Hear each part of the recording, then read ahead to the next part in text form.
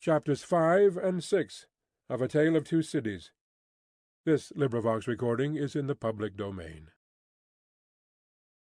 Chapter 5. The Wine Shop. A large cask of wine had been dropped and broken in the street.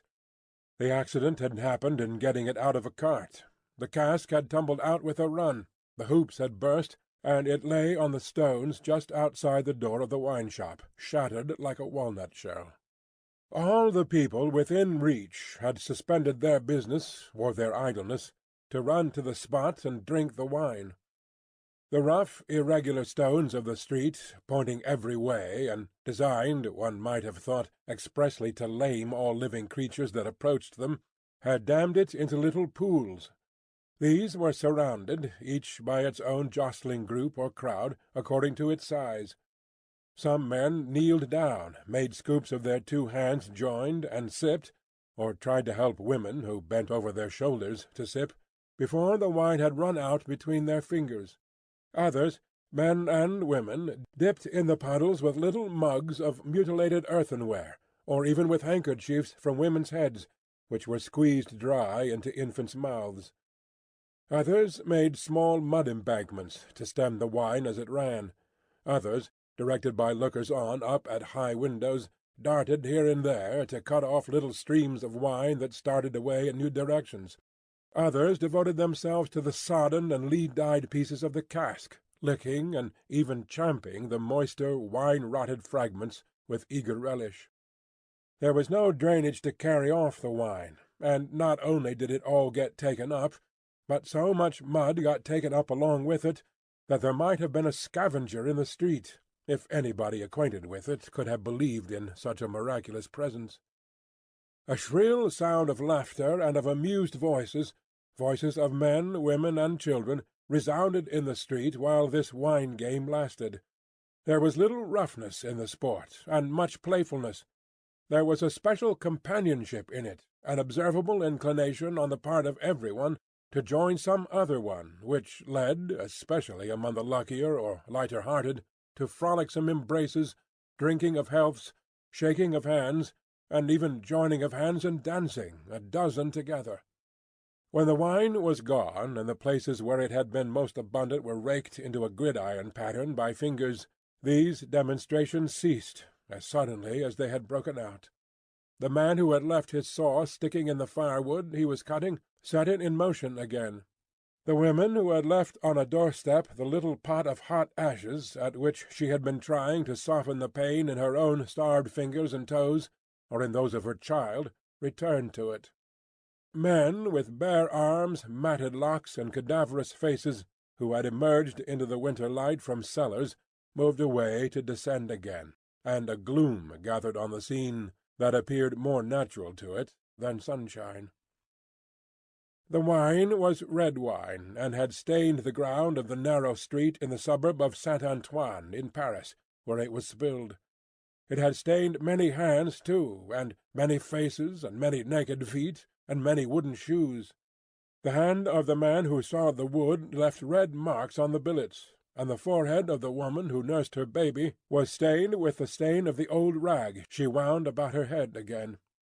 Those who had been greedy with the staves of the cask had acquired a tigerish smear about the mouth, and one tall joker so besmirched, his head more out of a long squalid bag of a nightcap than in it, scrawled upon a wall with his finger dipped in muddy wine-lees, "Blood." The time was to come when that wine too would be spilled on the street-stones, and when the stain of it would be read upon many there. And now that the cloud settled on Saint-Antoine, which a momentary gleam had driven from his sacred countenance, the darkness of it was heavy. Cold, dirt, sickness, ignorance, and want were the lords in waiting on the saintly presence, nobles of great power all of them, but most especially the last. Samples of a people that had undergone a terrible grinding and regrinding in the mill, and certainly not in the fabulous mill which ground old people young, shivered at every corner, passed in and out of every doorway, looked from every window, fluttered in every vestige of a garment that the wind shook. The mill which had worked them down was the mill that grinds young people old. The children had ancient faces and grave voices, and upon them, and upon the grown faces, and ploughed into every furrow of age and coming up afresh, was the sigh, hunger. It was prevalent everywhere. Hunger was pushed out of the tall houses in the wretched clothing that hung upon poles and lines. Hunger was patched into them with straw and rag and wood and paper. Hunger was repeated in every fragment of the small modicum of firewood that the men sawed off. Hunger stared down from the smokeless chimneys, and started up from the filthy street that had no offal among its refuse of anything to eat. Hunger was the inscription on the baker's shelves, written in every small loaf of his scanty stock of bad bread, at the sausage shop, in every dead-dog preparation that was offered for sale. Hunger rattled its dry bones among the roasting chestnuts in the turned cylinder. Hunger was shred into atomics in every farthing porringer of husky chips of potato, fried with some reluctant drops of oil. Its abiding place was in all things fitted to it. A narrow, winding street, full of offence and stench, with other narrow, winding streets diverging, all peopled by rags and nightcaps, and all smelling of rags and nightcaps, and all visible things with a brooding look upon them that looked ill.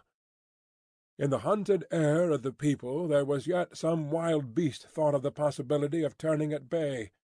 Depressed and slinking though they were, eyes of fire were not wanting among them, nor compressed lips, white with what they suppressed, nor foreheads knitted into the likeness of the gallows rope they mused about enduring or inflicting. The trade signs, and they were almost as many as the shops, were all grim illustrations of want. The butcher and the porkman painted up only the leanest scrags of meat, the baker the coarsest of meagre loaves. The people rudely pictured as drinking in the wine-shops croaked over their scanty measures of thin wine and beer, and were gloweringly confidential together. Nothing was represented in a flourishing condition, save tools and weapons. But the cutler's knives and axes were sharp and bright, the smith's hammers were heavy, and the gunmaker's stock was murderous. The crippling stones of the pavement, with their many little reservoirs of mud and water, had no footways, but broke off abruptly at the doors. The kennel, to make amends, ran down the middle of the street, when it ran at all, which was only after heavy rains, and then it ran, by many eccentric fits, into the houses. Across the streets, at wide intervals, one clumsy lamp was slung by a rope and pulley. At night, when the lamplighter had let these down and lighted and hoisted them again, a feeble grove of dim wicks swung in a sickly manner overhead, as if they were at sea. Indeed, they were at sea, and the ship and crew were in peril of tempest. For the time was to come when the gaunt scarecrows of that region should have watched the lamplighter in their idleness and hunger, so long as to conceive the idea of improving on his method, and hauling up men by those ropes and pulleys to flare upon the darkness of their condition. But the time was not come yet, and every wind that blew over France shook the rags of the scarecrows in vain, for the birds, fine of song and feather, took no warning. The wine-shop was a corner shop, better than most others in its appearance and degree, and the master of the wine-shop had stood outside it, in a yellow waistcoat and green breeches, looking on at the struggle for the lost wine. "It's not my affair," said he, with a final shrug of the shoulders. "The people from the market did it. Let them bring another." There, his eyes happening to catch the tall joker writing up his joke, he called to him across the way. "Say, then, my Gaspar, what do you do there?" The fellow pointed to his joke with immense significance, as is often the way with his tribe. It missed its mark, and completely failed, as is often the way with his tribe too. "What now? Are you a subject for the mad hospital?" said the wine-shop keeper, crossing the road, and obliterating the jest with a handful of mud, picked up for the purpose and smeared over it. Why do you write in the public streets? Is there, tell me thou, is there no other place to write such words in?" In his expostulation he dropped his cleaner hand, perhaps accidentally, perhaps not, upon the joker's heart. The joker rapped it with his own, took a nimble spring upward, and came down in a fantastic dancing attitude, with one of his stained shoes jerked off his foot into his hand and held out. A joker of an extremely, not to say wolfishly practical character, he looked under those circumstances. "Put it on, put it on," said the other. "Call wine, wine, and finish there." With that advice he wiped his soiled hand upon the joker's dress, such as it was, quite deliberately, as having dirtied the hand on his account, and then recrossed the road and entered the wine-shop. The wine-shop keeper was a bull-necked, martial-looking man of 30, and he should have been of a hot temperament, for, although it was a bitter day, he wore no coat, but carried one slung over his shoulder. His shirt-sleeves were rolled up too, and his brown arms were bare to the elbows. Neither did he wear anything more on his head than his own crispy, curling, short dark hair. He was a dark man altogether, with good eyes and a good bold breadth between them. Good-humoured looking on the whole, but implacable looking too. Evidently a man of a strong resolution and a set purpose. A man not desirable to be met rushing down a narrow pass with a gulf on either side, for nothing would turn the man. Madame Defarge, his wife, sat in the shop behind the counter as he came in. Madame Defarge was a stout woman of about his own age, with a watchful eye that seldom seemed to look at anything. A large hand heavily ringed, a steady face, strong features, and great composure of manner. There was a character about Madame Defarge from which one might have predicated that she did not often make mistakes against herself in any of the reckonings over which she presided.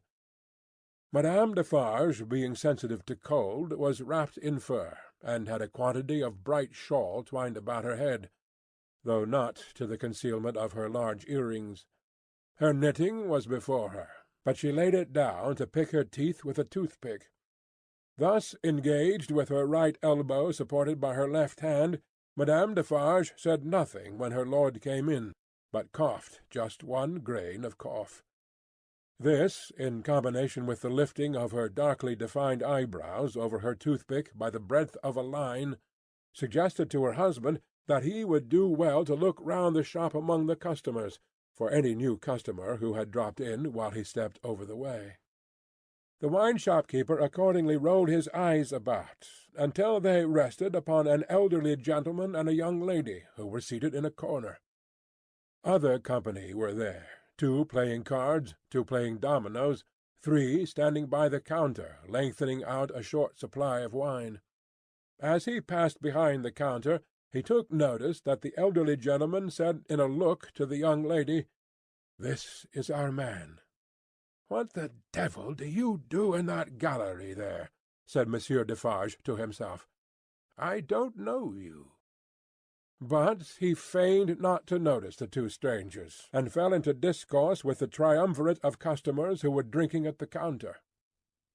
"How goes it, Jacques?" said one of these 3 to Monsieur Defarge.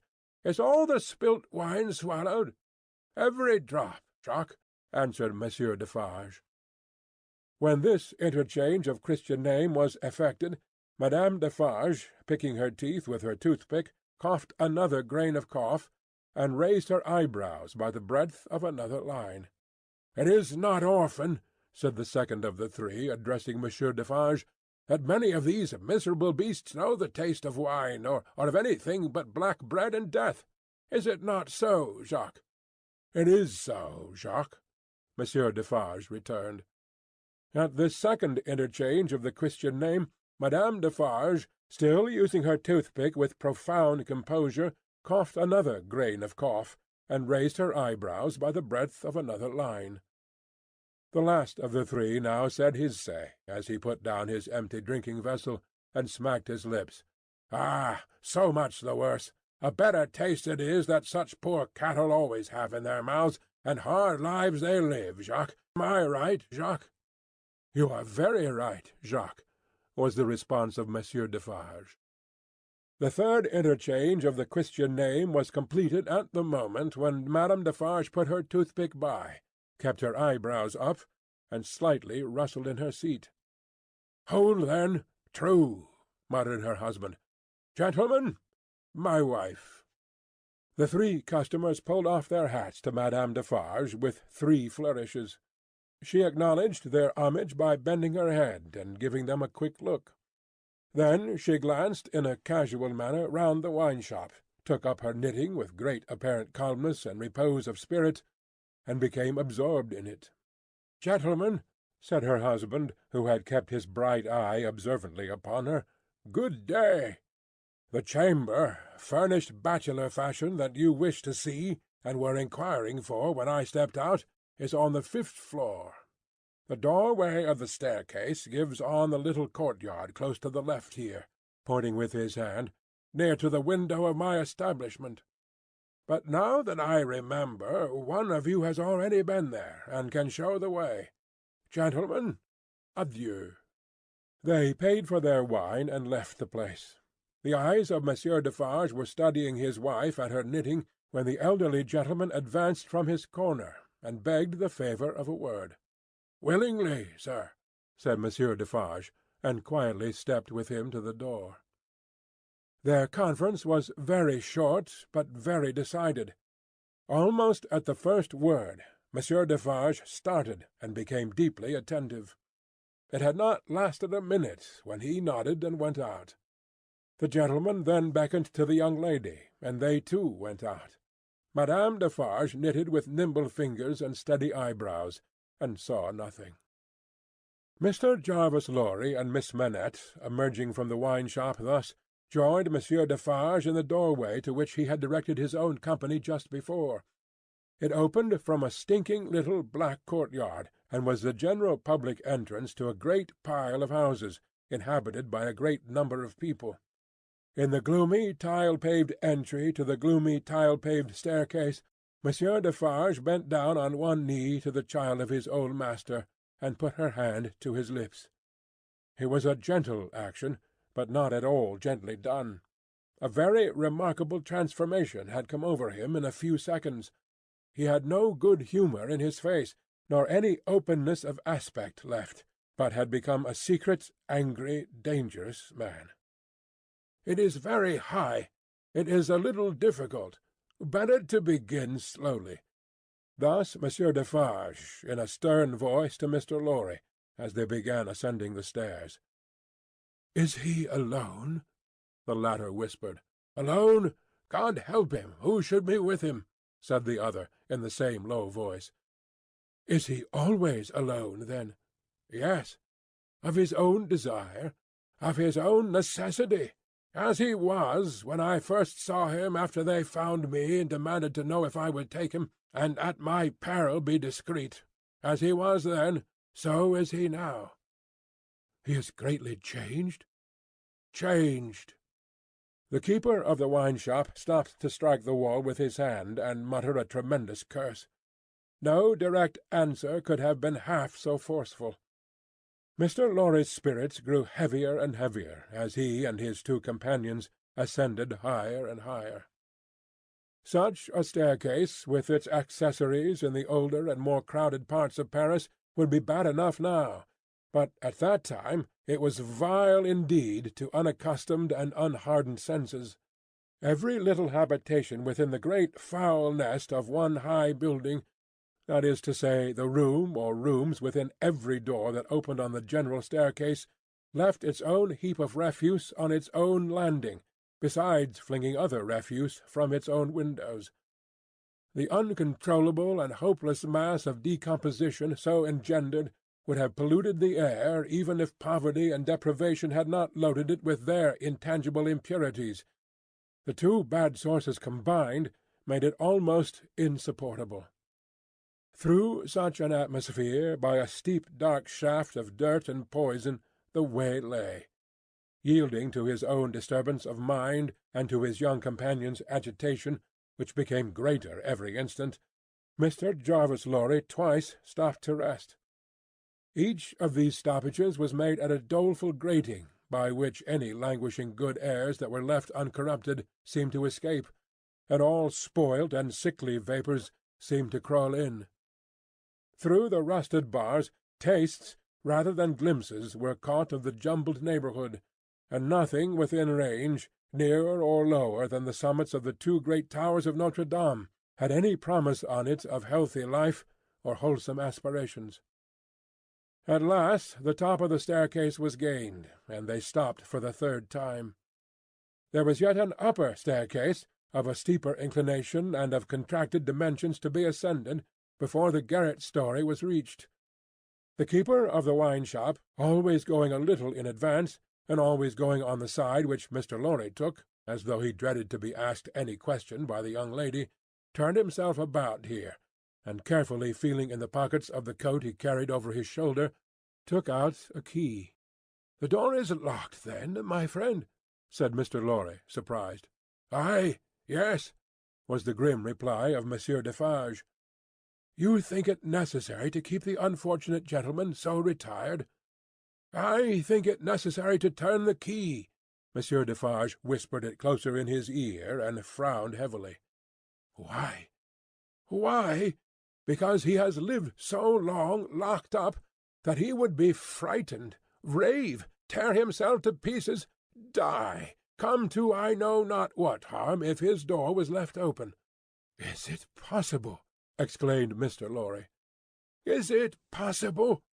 repeated Defarge, bitterly. "Yes, and a beautiful world we live in when it is possible, and when many other such things are possible, and not only possible, but done. Done, see you, under that sky there, every day. Long live the devil! Let us go on." This dialogue had been held in so very low a whisper that not a word of it had reached the young lady's ears. But by this time she trembled under such strong emotion, and her face expressed such deep anxiety, and, above all, such dread and terror, that Mr. Lorry felt it incumbent on him to speak a word or two of reassurance. "Courage, dear miss, courage! Business! The worst will be over in a moment. It is but passing the room door, and the worst is over. Then all the good you bring to him, all the relief, all the happiness you bring to him, begin. Let our good friend here assist you on that side. That's well, friend Defarge. Come, now, business, business."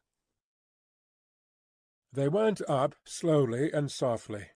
The staircase was short, and they were soon at the top. There, as it had an abrupt turn to it, they came all at once in the sight of three men, whose heads were bent down close together at the side of a door, and who were intently looking into the room to which the door belonged, through some chinks or holes in the wall. On hearing footsteps close at hand, these three turned and rose, and showed themselves to be the three of one name who had been drinking in the wine-shop. "I forgot them in the surprise of your visit," explained Monsieur Defarge. "Leave us, good boys. We have business here." The three glided by, and went silently down. There appearing to be no other door on that floor, and the keeper of the wine-shop going straight to this one when they were left alone, Mr. Lorry asked him in a whisper, with a little anger, "Do you make a show of Monsieur Manette?"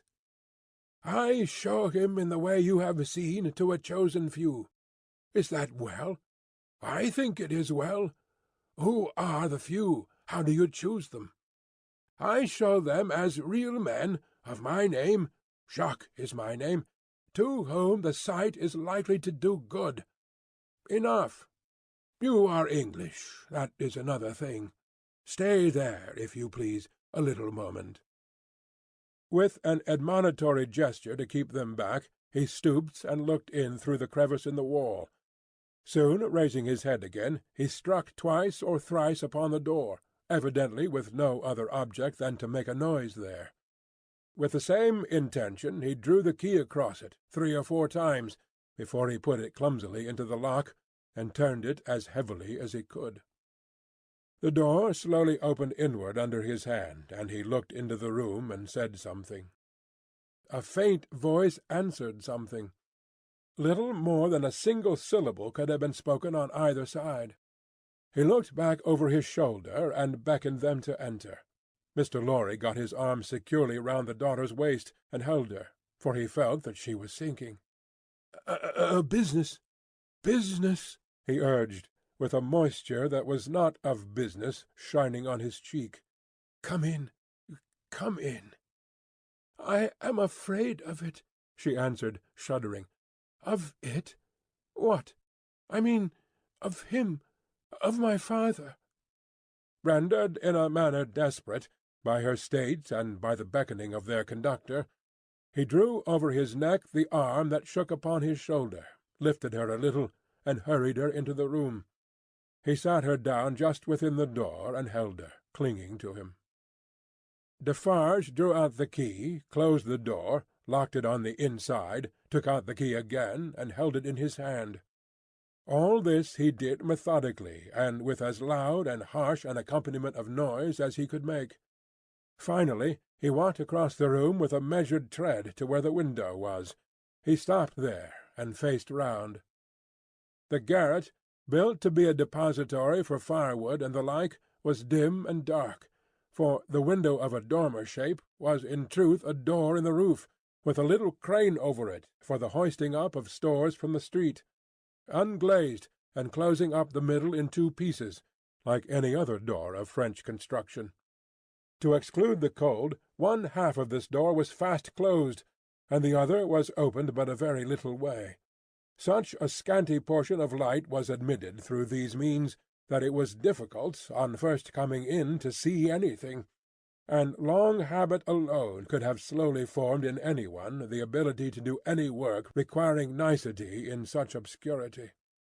Yet work of that kind was being done in the garret, for with his back towards the door, and his face towards the window where the keeper of the wine-shop stood looking at him, a white-haired man sat on a low bench, stooping forward and, very busy, making shoes. Chapter 6.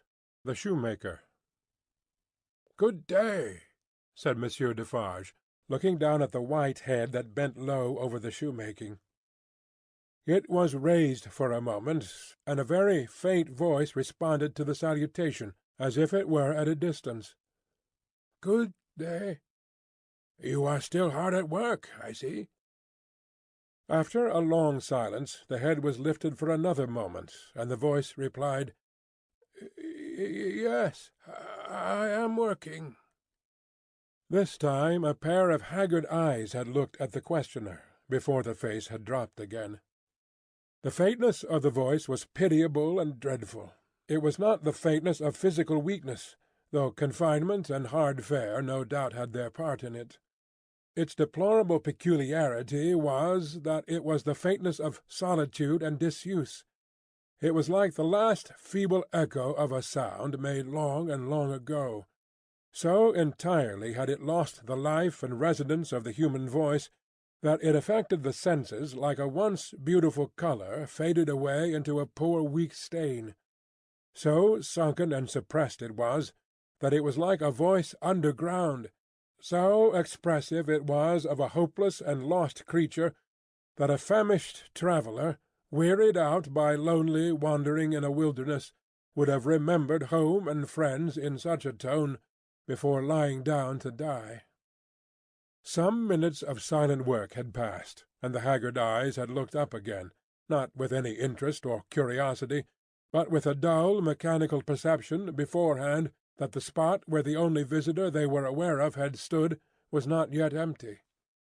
"I want," said Defarge, who had not removed his gaze from the shoemaker, "to let in a little more light here. You can bear a little more?" The shoemaker stopped his work, looked with a vacant air of listening at the floor on one side of him, then similarly at the floor on the other side of him, then upward at the speaker. "What did you say? You can bear a little more light? I must bear it, if you let it in." laying the palest shadow of a stress upon the second word. The opened half-door was opened a little further, and secured at that angle for the time. A broad ray of light fell into the garret, and showed the workman with an unfinished shoe upon his lap, pausing in his labour. His few common tools and various scraps of leather were at his feet and on his bench. He had a white beard, raggedly cut, but not very long, a hollow face, and exceedingly bright eyes. The hollowness and thinness of his face would have caused him to look large under his yet dark eyebrows and his confused white hair, though they had been really otherwise, but they were naturally large, and looked unnaturally so. His yellow rags of shirt lay open at the throat, and showed his body to be withered and worn. He and his old canvas frock, and his loose stockings, and all his poor tatters of clothes, had, in a long seclusion from direct light and air, faded down to such a dull uniformity of parchment yellow that it would have been hard to say which was which. He had put up a hand between his eyes and the light, and the very bones of it seemed transparent. So he sat, with a steadfastly vacant gaze, pausing in his work. He never looked at the figure before him without first looking down on this side of himself, then on that, as if he had lost the habit of associating place with sound. He never spoke without first wandering in this manner, and forgetting to speak. "Are you going to finish that pair of shoes to-day?" asked Defarge, motioning to Mr. Lorry to come forward. "What did you say?" "Do you mean to finish that pair of shoes to-day?" "Oh, I can't say that I mean to. I suppose so. I don't know." But the question reminded him of his work, and he bent over it again. Mr. Lorry came silently forward, leaving the daughter by the door. When he had stood for a minute or two by the side of Defarge, the shoemaker looked up. He showed no surprise at seeing another figure, but the unsteady fingers of one of his hands strayed to his lips as he looked at it. His lips and his nails were of the same pale lead colour. And then the hand dropped to his work, and he once more bent over the shoe. The look and the action had occupied but an instant. "You have a visitor, you see," said Monsieur Defarge. "What did you say?" "Here is a visitor." The shoemaker looked up as before, but without removing a hand from his work. "Come," said Defarge. "Here is Monsieur, who knows a well-made shoe when he sees one. Show him that shoe you are working at. Take it, Monsieur." Mr. Lorry took it in his hand. "Tell Monsieur what kind of shoe it is, and the maker's name." There was a longer pause than usual before the shoemaker replied. "I forget what it was you asked me. What did you say?" "I said, couldn't you describe the kind of shoe for Monsieur's information?" "Oh, it is a lady's shoe. It is a young lady's walking shoe. It is in the present mode. I never saw the mode. I have had a pattern in my hand." He glanced at the shoe with some little passing touch of pride. "And the maker's name," said Defarge. Now that he had no work to hold, he laid the knuckles of the right hand in the hollow of the left, and then the knuckles of the left hand in the hollow of the right, and then passed a hand across his bearded chin, and so on in regular changes, without a moment's intermission. The task of recalling him from a vagrancy into which he always sank when he had spoken was like recalling some very weak person from a swoon, or endeavouring, in the hope of some disclosure, to stay the spirit of a fast-dying man. "Did you ask me for my name?" "Assuredly I did." 105, North Tower." "Is that all?" 105, North Tower." With a weary sound that was not a sigh nor a groan, he bent to work again, until the silence was again broken. "You are not a shoemaker by trade?" said Mr. Lorry, looking steadfastly at him. His haggard eyes turned to Defarge, as if he would have transferred the question to him; but as no help came from that quarter, they turned back on the questioner when they had sought the ground. "I am not a shoemaker by trade. No, I was not a shoemaker by trade. I learned it here. I taught myself. I asked leave to—" He lapsed away, even for minutes, ringing those measured changes on his hands the whole time. His eyes came slowly back, at last, to the face from which they had wandered. When they rested on it, he started and resumed, in the manner of a sleeper that moment awake, reverting to the subject of last night. "I asked leave to teach myself, and I got it, with much difficulty, after a long while, and I have made shoes ever since." As he held out his hand for the shoe that had been taken from him, Mr. Lorry said, still looking steadfastly in his face, "Monsieur Manette, do you remember nothing of me?" The shoe dropped to the ground, and he sat looking fixedly at the questioner. "Monsieur Manette," Mr. Lorry laid his hand upon Defarge's arm, "do you remember nothing of this man? Look at him. Look at me. Is there no old banker, no old business, no old servant, no old time rising in your mind, Monsieur Manette?" As the captive of many years sat looking fixedly, by turns, at Mr. Lorry and at Defarge, some long obliterated marks of an actively intent intelligence in the middle of the forehead gradually forced themselves through the black mist that had fallen on him. They were overclouded again, they were fainter, they were gone, but they had been there. And so exactly was the expression repeated on the fair young face of her who had crept along the wall to a point where she could see him, and where she now stood looking at him, with hands which at first had been only raised in frightened compassion, if not even to keep him off and shut the sight of him, but which were now extending towards him, trembling with eagerness to lay the spectral face upon her warm young breast, and love it back to life and hope. So exactly was the expression repeated, though in stronger characters, on her fair young face, that it looked as though it had passed like a moving light from him to her. Darkness had fallen on him in its place.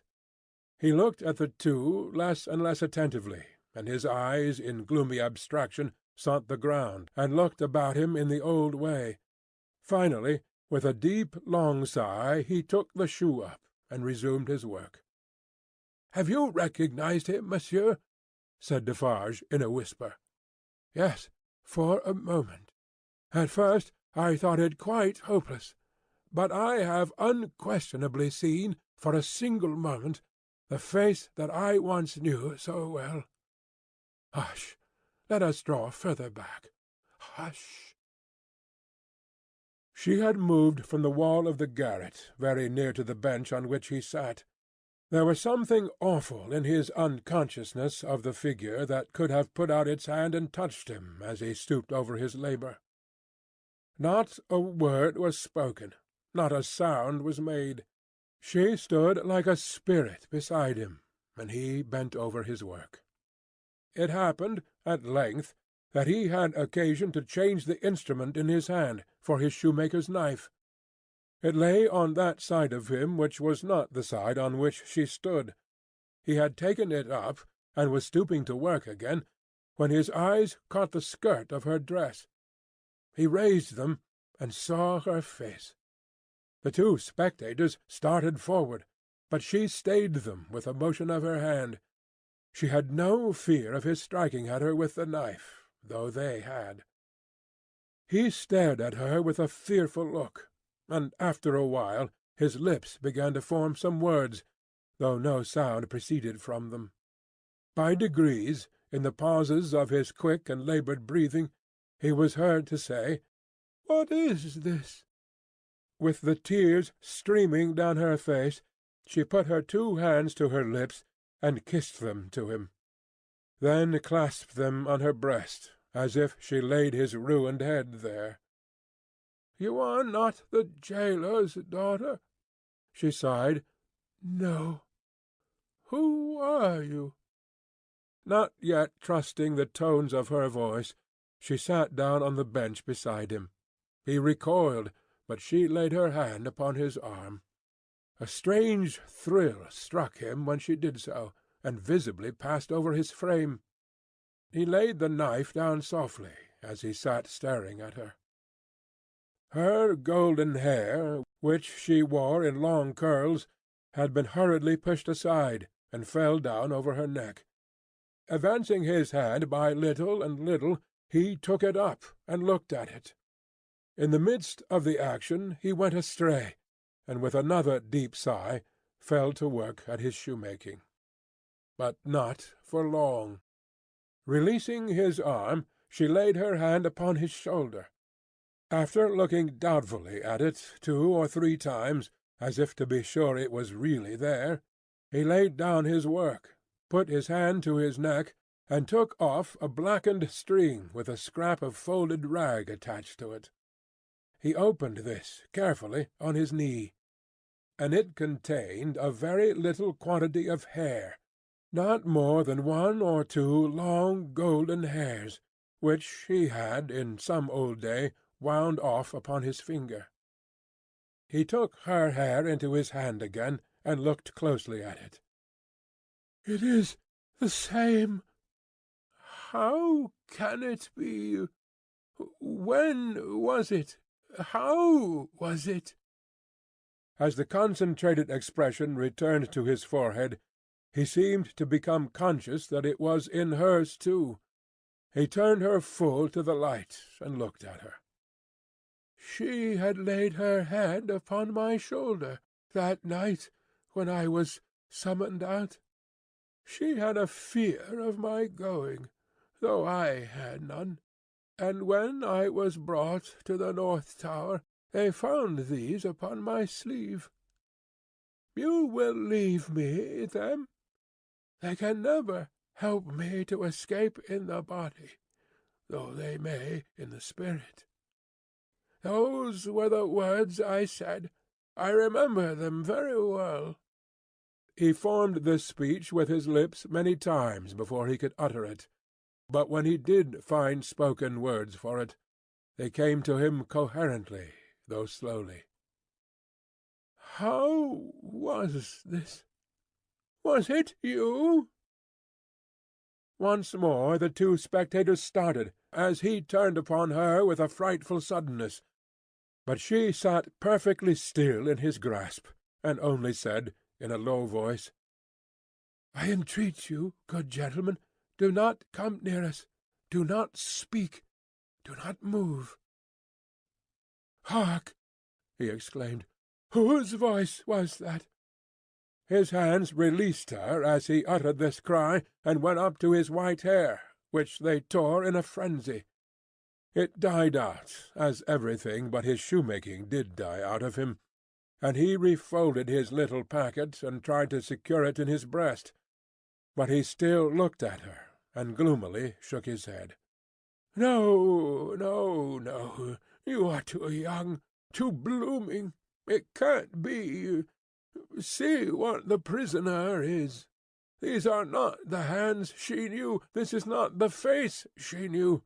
This is not a voice she ever heard. No, no, she was, and he was, before the slow years of the North Tower, ages ago. What is your name, my gentle angel?"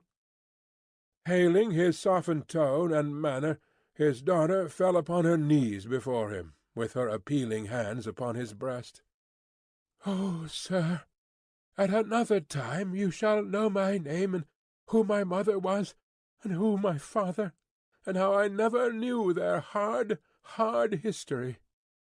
But I cannot tell you at this time, and I cannot tell you here. All that I may tell you, here and now, is that I pray to you to touch me and to bless me. Kiss me, kiss me, oh, my dear, my dear." His cold white head mingled with her radiant hair, which warmed and lighted it as though it were the light of freedom shining on him. "If you hear in my voice, I don't know that it is so, but I hope it is, if you hear in my voice any resemblance to a voice that once was sweet music in your ears, weep for it, weep for it. If you touch, in touching my hair, anything that recalls a beloved head that lay on your breast when you were young and free, weep for it, weep for it.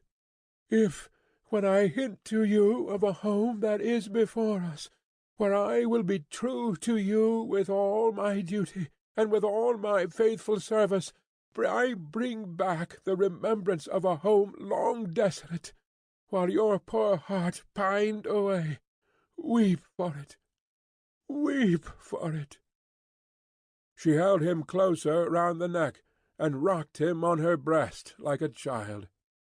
"If, when I tell you, dearest dear, that your agony is over, and that I have come here to take you from it, and that we go to England to be at peace and at rest, I cause you to think of your useful life laid waste, and of our native France so wicked to you, weep for it, weep for it. And if, when I shall tell you of my name, and of my father who is living, and of my mother who is dead, you learn that I have to kneel to my honoured father, and implore his pardon for having never, for his sake, striven all day, and lain awake and wept all night, because the love of my poor mother hid his torture from me. Weep for it, weep for it. Weep for her, then, and for me. Good gentlemen, thank God, I feel his sacred tears upon my face, and his sobs strike against my heart. Oh, see, thank God for us, thank God." He had sunk in her arms, and his face dropped on her breast, a sight so touching, yet so terrible in the tremendous wrong and suffering which had gone before it, that the two beholders covered their faces.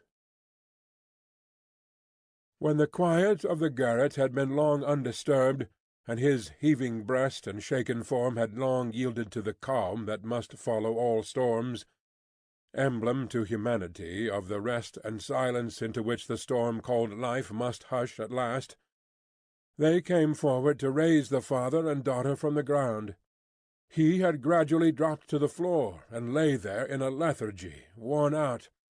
She had nestled down with him, that his head might lie upon her arm, and her hair drooping over him curtained him from the light.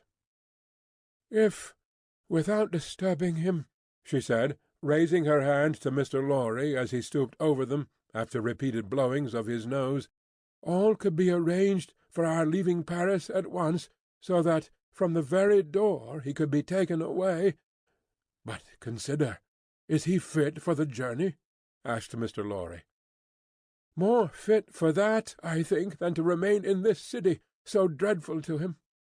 "It is true," said Defarge, who was kneeling to look on and hear.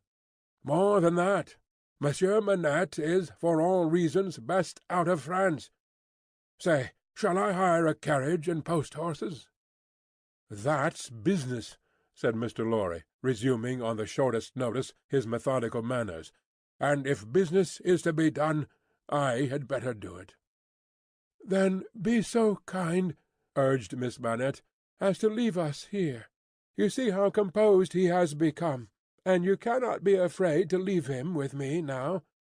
Why should you be? If you will lock the door to secure us from interruption, I do not doubt that you will find him, when you come back, as quiet as you leave him. In any case, I will take care of him until you return, and then we will remove him straight. Both Mr. Lorry and Defarge were rather disinclined to this course, and in favour of one of them remaining. But as there were not only carriage and horses to be seen to, but travelling papers, and as time pressed, for the day was drawing to an end, it came at last to their hastily dividing the business that was necessary to be done, and hurrying away to do it. Then, as the darkness closed in, the daughter laid her head down on the hard ground close to the father's side, and watched him. The darkness deepened and deepened, and they both lay quiet, until a light gleamed through the chinks in the wall. Mr. Lorry and Monsieur Defarge had made all ready for the journey, and had brought with them, besides travelling clocks and wrappers, bread and meat, wine and hot coffee. Monsieur Defarge put this provender, and the lamp he created, on the shoemaker's bench. There was nothing else in the garret but a pallet-bed, and he and Mr. Lorry roused the captive, and assisted him to his feet. No human intelligence could have read the mysteries of his mind in the scared black wonder of his face. Whether he knew what had happened, whether he recollected what they had said to him, whether he knew that he was free, were questions which no sagacity could have solved. They tried speaking to him, but he was so confused and so very slow to answer that they took fright at his bewilderment, and agreed for the time to tamper with him no more. He had a wild, lost manner of occasionally clasping his head in his hands that had not been seen in him before. Yet he had some pleasure in the mere sound of his daughter's voice, and invariably turned to it when she spoke. In the submissive way of one long accustomed to obey under coercion, he ate and drank what they gave him to eat and drink, and put on the cloak and other wrappings that they gave him to wear. He readily responded to his daughter's drawing her arm through his, and took, and kept, her hand in both his own. They began to descend, Monsieur Defarge going first with the lamp, Mr. Lorry closing the little procession. They had not traversed many steps of the long main staircase when he stopped, and stared at the roof and round at the walls. "You remember the place, my father? You remember coming up here?" "What did you say?" But before she could repeat the question, he murmured an answer as if she had repeated it. "Remember? No, I don't remember. It was so very long ago." That he had no recollection whatever of his having been brought from his prison to that house was apparent to them. They heard him mutter 105 North Tower, and when he looked about him, it evidently was for the strong fortress walls which had long encompassed him. On their reaching the courtyard, he instinctively altered his tread, as being in expectation of a drawbridge. And when there was no drawbridge, and he saw the carriage waiting in the open street, he dropped his daughter's hand, and clasped his head again. No crowd was about the door, no people were discernible at any of the many windows, not even a chance passer-by was in the street. An unnatural silence and desertion reigned there. Only one soul was to be seen, and that was Madame Defarge, who leaned against the door-post, knitting, and saw nothing. The prisoner had got into a coach, and his daughter had followed him, when Mr. Lorry's feet were arrested on the step by his asking miserably for his shoemaking tools and the unfinished shoes. Madame Defarge immediately called to her husband that she would get them, and went, knitting, out of the lamplight, through the courtyard. She quickly brought them down and handed them in, and immediately afterwards leaned against the door-post, knitting, and saw nothing. Defarge got upon the box, and gave the word, "To the barrier!" The postilion cracked the whip, and they clattered away under the feeble, over-swinging lamps. Under the over-swinging lamps, swinging ever brighter in the better streets, and ever dimmer in the worse, and by lighted shops, gay crowds, illuminated coffee-houses, and theatre doors, to one of the city gates. Soldiers with lanterns at the guard-house there. "Your papers, travellers." "See here, then, monsieur the officer," said Defarge, getting down, and taking him gravely apart. "These are the papers of monsieur inside, with the white head. They were consigned to me with him at the He dropped his voice. There was a flutter among the military lanterns, and one of them being handed into the coach by an arm in uniform, the eyes connected with the arm looked, not an every-day or an every-night look, at Monsieur with the white head. "It is well. Forward!" from the uniform. "Adieu!" from Defarge.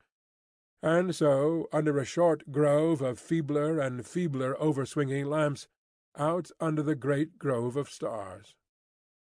Beneath that arch of unmoved and eternal lights, some so remote from this little earth that the learned tell us it is doubtful whether their rays have even yet discovered it, as a point in space where anything is suffered or done, the shadows of the night were broad and black. All through the cold and restless interval, until dawn, they once more whispered in the ears of Mr. Jarvis Lorry, sitting opposite the buried man who had been dug out, and wondering what subtle powers were forever lost to him, and what were capable of restoration, the old inquiry, "I hope you care to be recalled to life?" and the old answer, "I can't say." End of Book the First.